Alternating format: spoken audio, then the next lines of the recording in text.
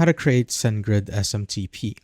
So first is you will need to log into your account, and once you're logged in, you just simply need to navigate to settings, which is right here at the left side at the very bottom. Then click on it, then just simply find the sender authentication. So just simply click on that. So once you're here, you will just simply need to verify a sender identity, either a single sender verification for a single email address or domain authentication for an entire domain. So here I'm just going to go with the single sender. So I'm going to click on get started and I'm just going to make one right here. So now as you can see, I have now created one. And to verify it, you just simply need to navigate to your email that you used right here. Then just simply open the email that SendGrid sent you. Then there should be like a verification button right there, where it will redirect you to the SendGrid website and it will say that your account or that your email has been verified. After that is you will need to generate an API key, and to do that, just simply go back to settings again, then click on API keys right here. And I already have mine. But if you don't, you just simply need to click on create API key right here and add an API key name. And here you will have to choose from the API key permissions right there.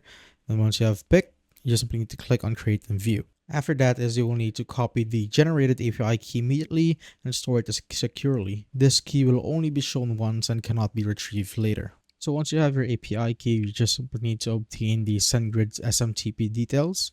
So the SMTP server for SendGrid is smtp.sendgrid.net. Then you will just simply need to add your username. So you can name it API key. And for the password is the actual API key you generated in the previous step. So you can use the SendGrid SMTP details in your application, website, or email client where you want to send emails through SendGrid. And that is how you basically create a SendGrid SMTP.